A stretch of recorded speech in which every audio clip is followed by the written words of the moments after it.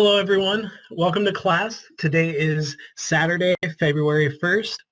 Today we're going to go over Chapter 4 of our textbook, Thinking Collaboratively.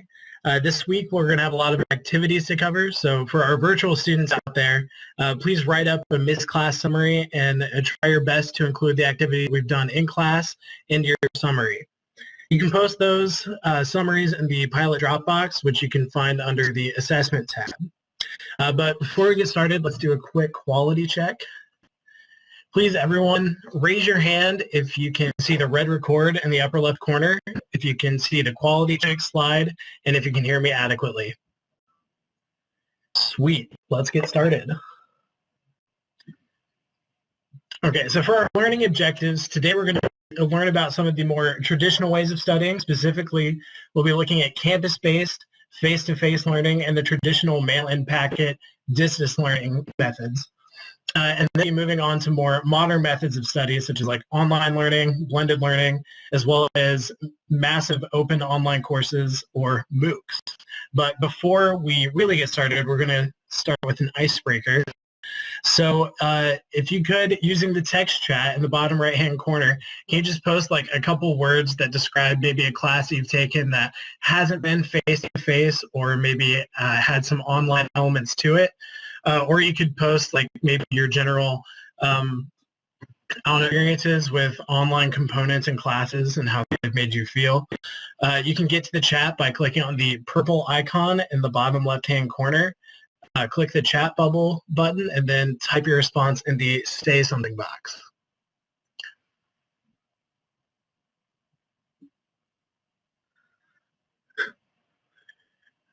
Dreadful, eh?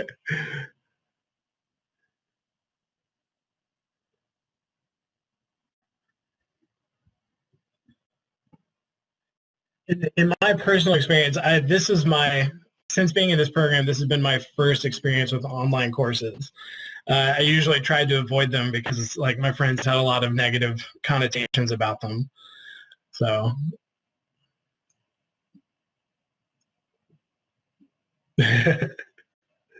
yeah, they can be isolating for sure. I know that I had a friend that was very stuck in discussion boards all the time, and she didn't really find that there was a lot of value with that.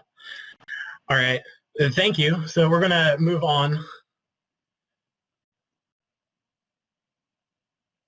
So traditional education, before a lot of our recent technological advancements, pretty much the only way to really do education was face-to-face. There was a lot of options for distance learning or anything like that. Like the traditional campus-based education, that's all focused on face-to-face. It's a really good opportunity for students to give students the opportunity to ask questions, have discussions, maybe correct each other's misunderstandings and misconceptions.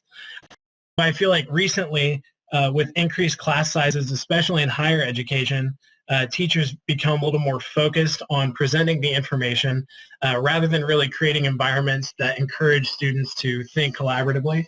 As a result, there's like heavy lecturing. It requires students to passively absorb information through listening and note-taking. There was one attempt, though, to make distance education happen, and that was with a mail system. A mail informational packet mail system. Anyway, so it was restricted to informational packets that were disseminated through the mail, and they were designed to provide high levels of autonomy to their students. However, this autonomy led to minimal instructor feedback except for grades that were received on exams, as well as there was a high dropout rate due to a lack of student engagement. So we got a couple more activities. Really quick, I'm not sure if this is the correct emoticon we were supposed to use, but if you can post an emoticon in the chat, you can access that by clicking the down arrow next to the smiley face in the checkbox in the text box. And just give me an emoticon that maybe describes your experience with face-to-face education. I know that when I first enrolled in college, I got a lot of lecture hall classes. that really were not engaging. So we got a smiley face, and Michelle looks like she's exasperated. And then Lori, you look like you're bored, maybe. I think that's, yeah, I think that's a pretty good kind of assessment of the way a lot of, at least my early classes in college were. Not so much later, but I also was a poetry major, so that kind of has like just a different vibe to it in general. But we also have, I got a poll ready. So the way this is going to work, there's going to be a gray text box that comes up with, which will give you the option to select 1, 2, 3, or 4. But if you want to go ahead and, let's see if I can, select which one of these statements kind of reflect how you feel about it. The first one is extremely, it's not, you have to select which attribute is not an attribute of traditional distance education. Sorry about that.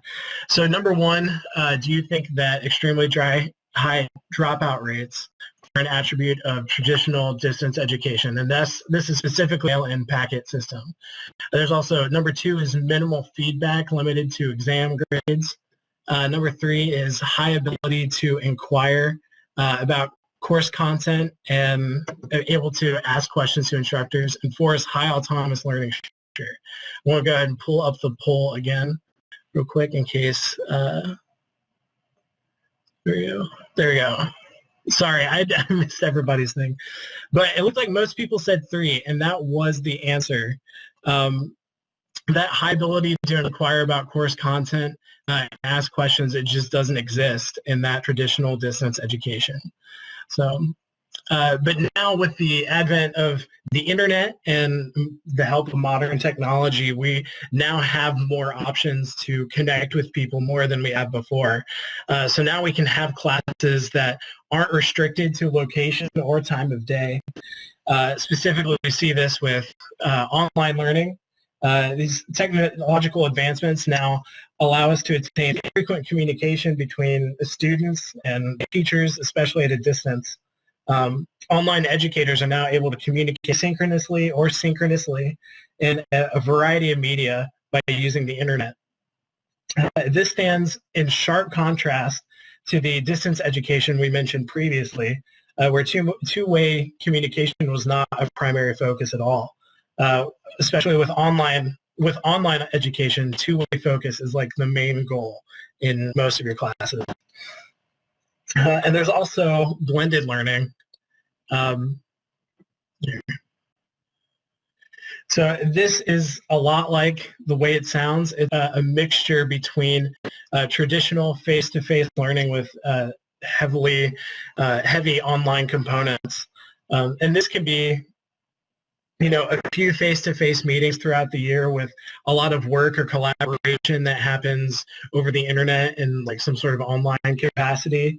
And this can really help make normal introductory classes a little more engaging, or make it easier for students that have full work schedules to be able to have the flexibility to attend class when they. I got a couple more activities for you here. So the pointer tool, you can find the pointer tool up in the top left-hand corner with the black button with the hand icon. So can you tell me which of these options differentiates online learning from the traditional mail system? And you can select A, B, or C.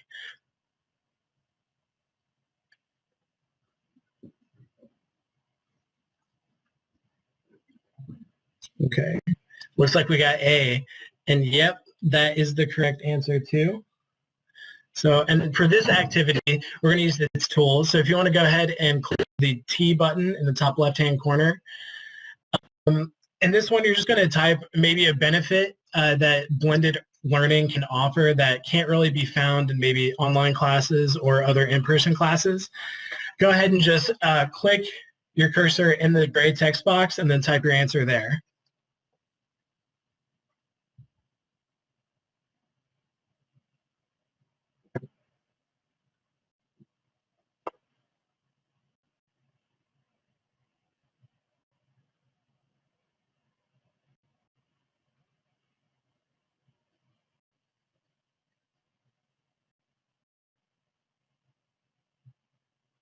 Yeah. Yeah, there are more ways to interact too as well. Yeah, those are good responses. It's more flexible. It opens up, yeah, better connection with classmates too, for sure. Yeah, I appreciate that. So now we're going to talk about MOOCs really quickly. So MOOCs, there are massive open online courses. They're collections of educational material that are offered to autonomous learners in online settings. And often these courses are taught by industry professionals as opposed to an actual instructor. So these courses are offered to very large numbers of students that can be completed independently at their own pace. And there is little to no interaction with the course instructor.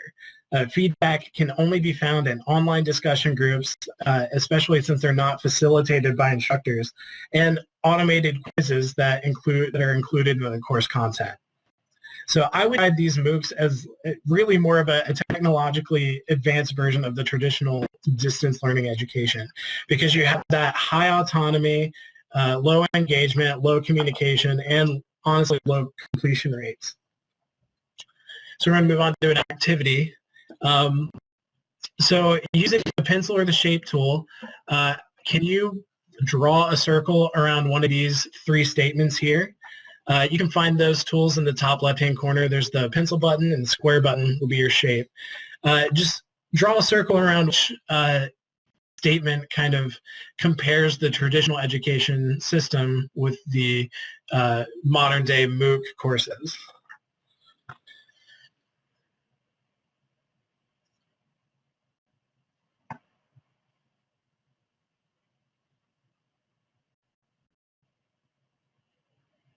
Yeah, and that is the correct answer.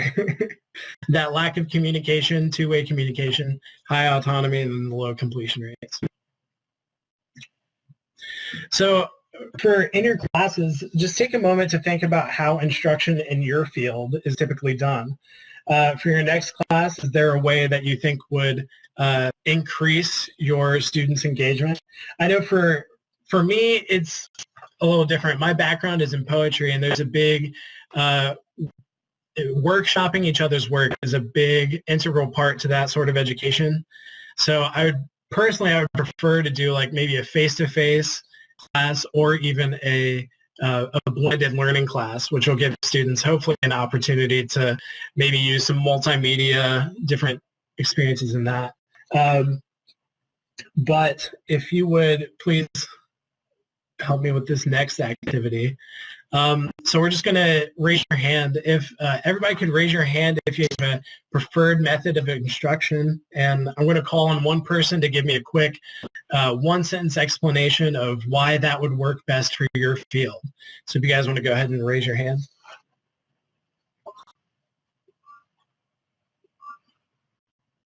Okay. Awesome. Lori, do you want to go ahead and give us a quick explanation of why, what would work best for you? Sure. I like blended learning because I think that if you, in my field in dentistry, you really need to be able to get the content out of the way and then focus on helping people understand if they're being able to do the procedure that you're trying to teach them. And so I think that in our field that works really well to make sure that everybody's brought along at the same pace. Yeah, for sure. Makes a lot of sense. All right.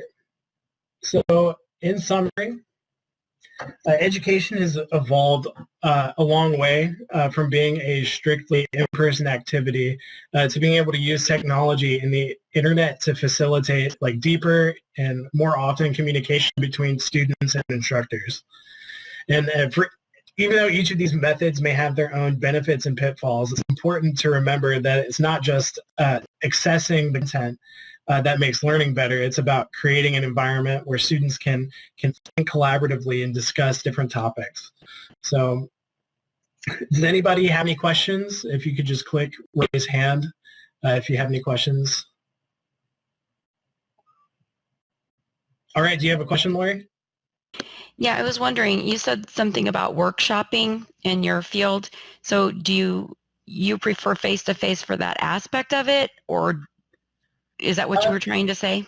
Yeah, I think it can be done online, but I think especially if we're teaching like new students that are new to workshopping material, workshopping is definitely an art because like we're all there critiquing a person's work while they're in the room, like straight to their face.